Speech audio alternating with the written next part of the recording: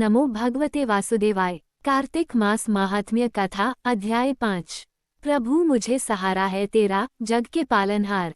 कार्तिक मास महात्म की कथा करुण विस्तार।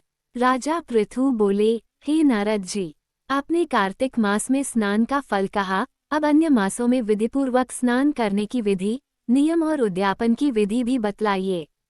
देवर्षि नारद ने कहा, हे राजन, आप भगवान विष्णु के अंश से उत्पन्न हुए हैं, अतः ये बात आपको ज्ञात ही है, फिर भी आपको यथाचित विधान बतलाता हूँ।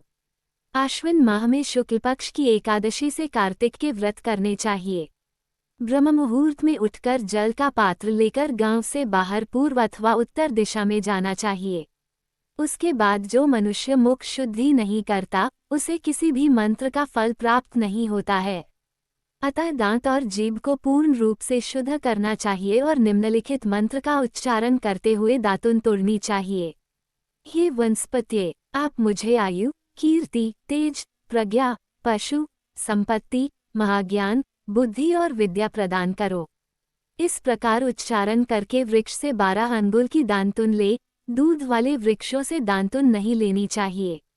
इसी प्रकार कपास, कांटेदार वृक्ष तथा जले हुए वृक्ष से भी दांतुन लेना मना है।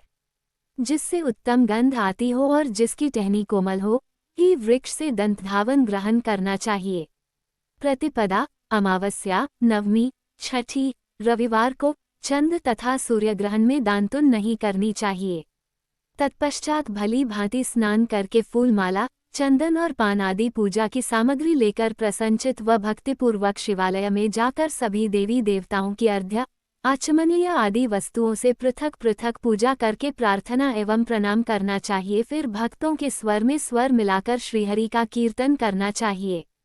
मंदिर में जो गायक भगवान श्रीहरि का कीर्तन करने आए हों उनका माला, चंदन, तांबूल आदि से पूजन करना चाहिए, क्योंकि देवालयों में भगवान विष्णु को अपनी तपस्या, योग और दान द्वारा प्रसन्न करते थे, परंतु कलयुग में भगवद गुणगान को ही भगवान श्रीहरि को प्रसन्न करने का एकमात्र साधन माना गया है। नारद जी राजा पृथु से बोले, हे राजन, एक बार मैंने भगवान से पूछा कि हे प्रभु, आप सबसे अधिक कहाँ निवास करते हैं। इसका उत्तर देते हुए भगवान ने कहा, हे नारद, मैं वैकुंठ या योगियों के हृदय में ही निवास नहीं करता, अपितु जहाँ मेरे भक्त मेरा कीर्तन करते हैं, मैं कहाँ अवश्य निवास करता हूँ। जो मनुष्य चंदन, माला आदि से मेरे भक्तों का पूजन करते हैं, उनसे मेरी ऐसी प्रीति होती है जैसी कि मेरे पूजन से भी नहीं हो सकती। नारद जी ने फिर कहा, शिरीष, धतूरा, गिरजा, चमेली, केसर, किंदार और कटहल के फूलों व चावलों से भगवान विष्णु की पूजा नहीं करनी चाहिए। अधहल, कंद, गिरीश, जूही, मालती और केवड़ा के पुष्पों से भगवान शंकर की पूजा नहीं करनी चाहिए। जिन देवताओं की पूजा में जो फूल निर्दिष्ट हैं उन्हीं से उनका पूजन करना चाहिए। पूजन समाप्ति के बाद भगवान से क्षमा प्रार्थना करनी चाहिए।